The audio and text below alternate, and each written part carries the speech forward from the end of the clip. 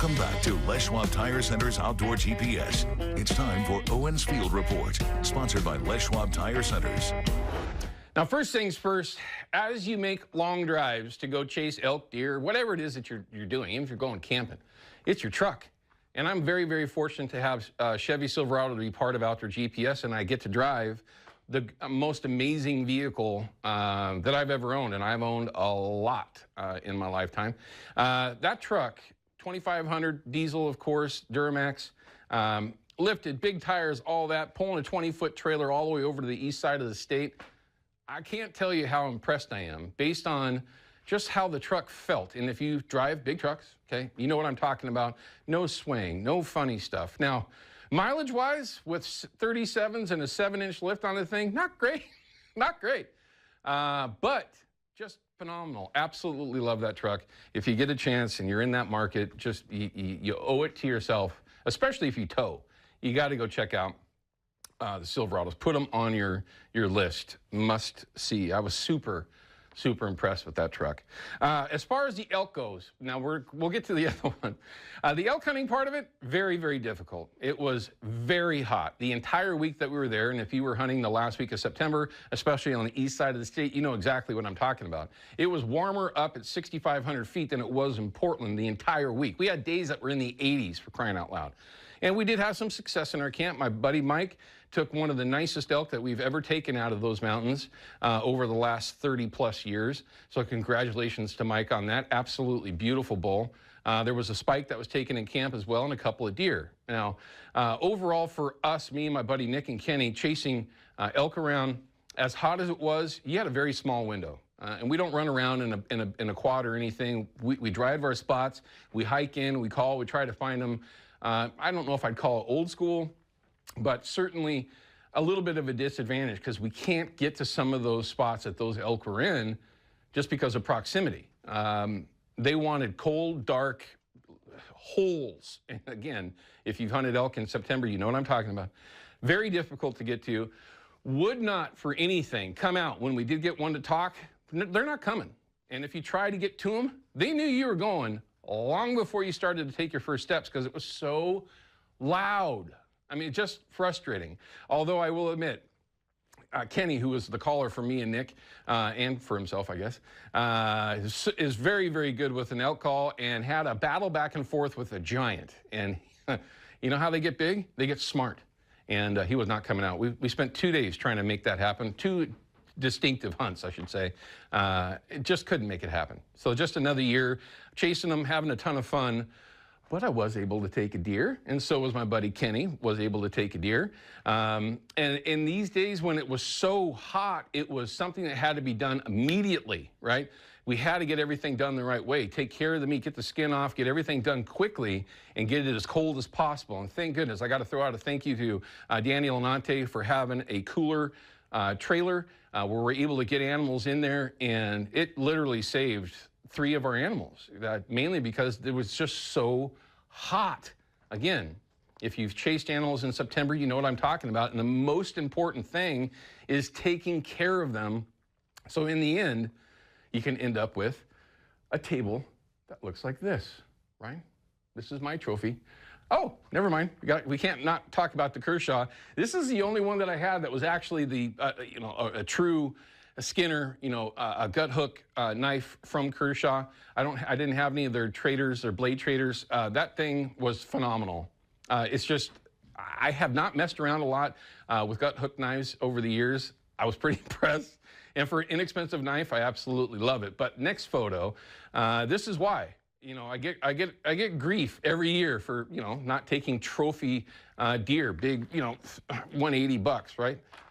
Very few of us are able to even see those, let alone get one. But that's my trophy: a table full of sausages, jerky, backstrap, and tenderloins, and another big thanks to Jerry over at Otto's on getting me taken care of so quickly because we want to get it processed fast. So successful all the way around. Quite a few grouse around this year. We did pretty well with that. If you're heading up to chase deer or elk around with your rifle hunt, it seemed like there was a lot of grouse around. We didn't have any trouble finding those. But overall, it was a great hunt, great week, and I'm already looking forward to next year.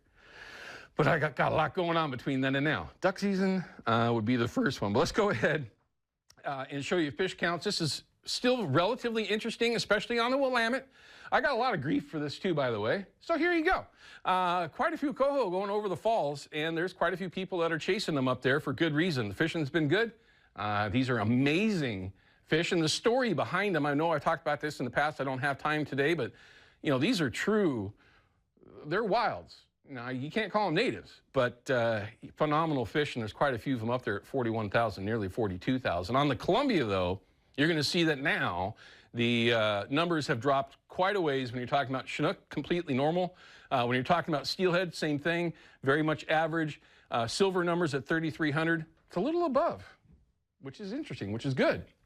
There's still some opportunities for silvers out there, and of course for Chinook in the right areas as well, especially up and down the coast. But let's take a look at that 10-year average. Everybody's always curious about where we're at, how things are going, and where are we? Oh, there we go. So you can see down here, red line is this year, blue line is last year, black line is the 10-year. We're slightly below as of yesterday. But in the end, very much normal. You can see that this is basically just going to drop off, and we will be taking the fish counts and the 10-year and all that stuff out as we go forward, just because of the time of year. But pretty darn interesting. The Columbia, of course, low. I mean, when I came back on, what was it, last Sunday evening, I saw more of the bottom of the Columbia than I did the top, it seemed like. It's just super low out there right now, and it's going to be that way for a while. Same thing with any river that there is. Up at Bonneville, they're keeping those levels relatively low right now. It's just around the 6-foot mark, 6.5 feet.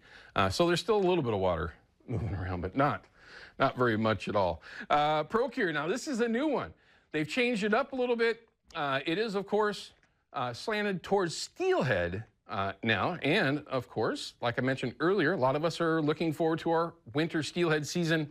And there's a lot of silvers to be caught still, and those scents will certainly help out. Send Jason an email over there at Procure, and he will have you entered in to win that prize pack. You'll know Monday if you won or not. Now, for the first time, let's introduce all of you to Outdoor GPS to Carly Olson. Carly, how are you?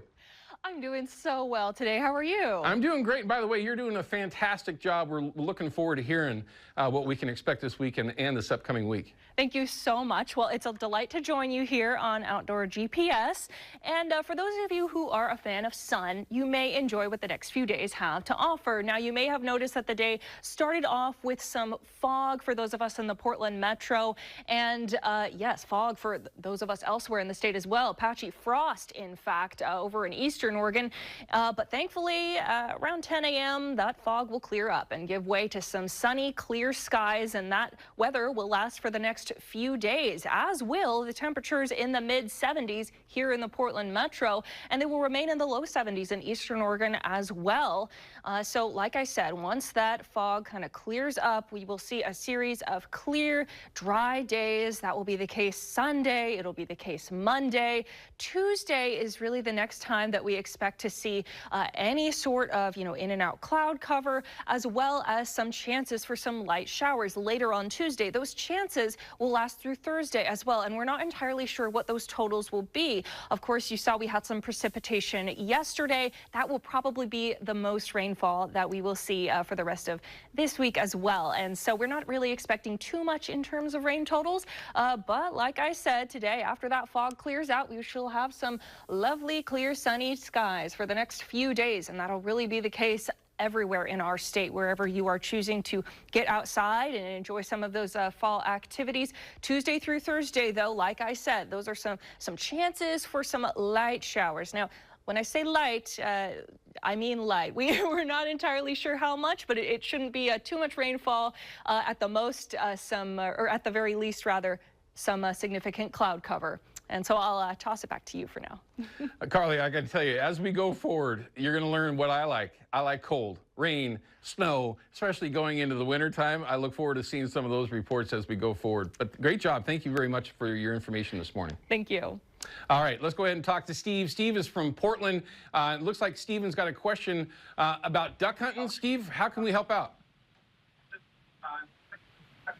Steven, you got me, bud? What's your question for everyone?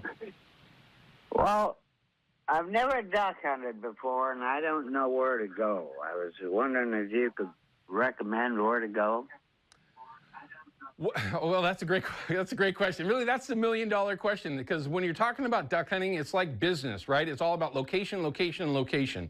You can have basic gear, you can have basic knowledge, but if you're not in an area where there's actually birds, you're not going to be successful.